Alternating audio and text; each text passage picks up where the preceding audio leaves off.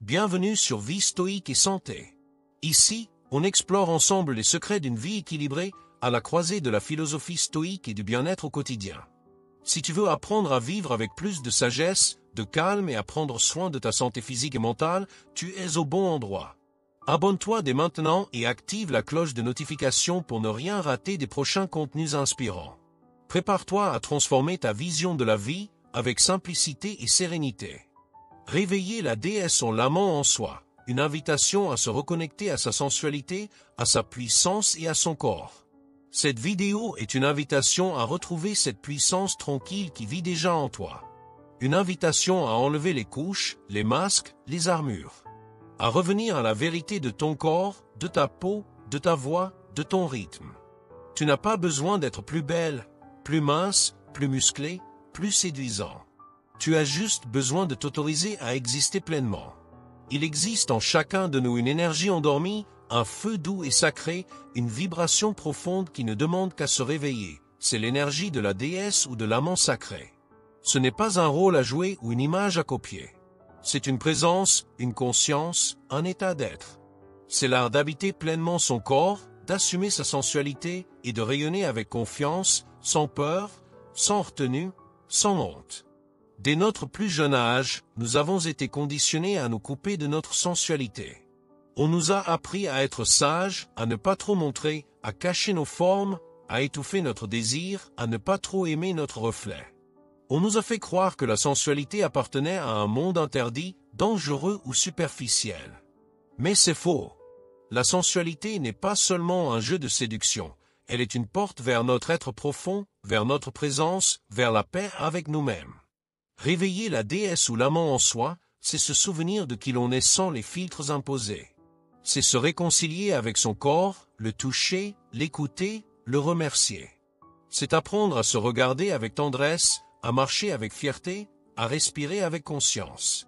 Ce n'est pas une affaire de beauté parfaite ou de performance, c'est une affaire de présence incarnée.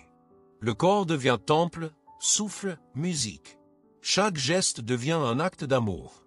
Dans un monde où l'on vit dans la tête, dans la rapidité, dans la comparaison permanente, revenir à son corps est un acte révolutionnaire. Cela demande de la douceur, du temps, de l'honnêteté. Il ne s'agit pas de devenir une autre version de soi-même, mais de redevenir soi pleinement. La confiance en soi ne se trouve pas dans les likes ou dans le regard des autres, mais dans ce moment où tu te regardes dans le miroir et que tu te dis « Je suis là. Et je suis assez ». La vraie confiance vient quand tu oses être toi, même si tu trembles, même si tu n'es pas encore sûr en eux, même si c'est inconfortable. C'est un chemin, pas une destination. La sensualité, quant à elle, ne se limite pas à la sexualité. Elle est une manière d'être. Elle est dans la manière de savourer un fruit, de marcher lentement, de sentir le vent sur la peau, de danser librement sans chercher à plaire. C'est une façon de ressentir le monde à travers ses sens, en étant présent, attentif, vivant. Réveiller sa sensualité, c'est se reconnecter à ses 5 sens avec gratitude et plaisir. C'est redonner de la magie aux petites choses du quotidien. Assumer son corps, c'est aussi une étape essentielle. Cela ne veut pas dire l'aimer tous les jours de manière parfaite. Cela veut dire arrêter de le rejeter. Cela veut dire l'écouter, l'habiter, le respecter. Cela signifie prendre soin de lui, non pas pour le changer, mais pour l'honorer. Le corps est le véhicule de notre âme. Il mérite d'être caressé, massé, dansé, nourri, aimé.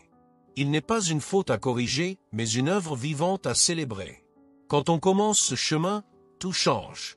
La manière de marcher, de parler, de regarder les autres, de poser ses limites, de faire l'amour, de créer.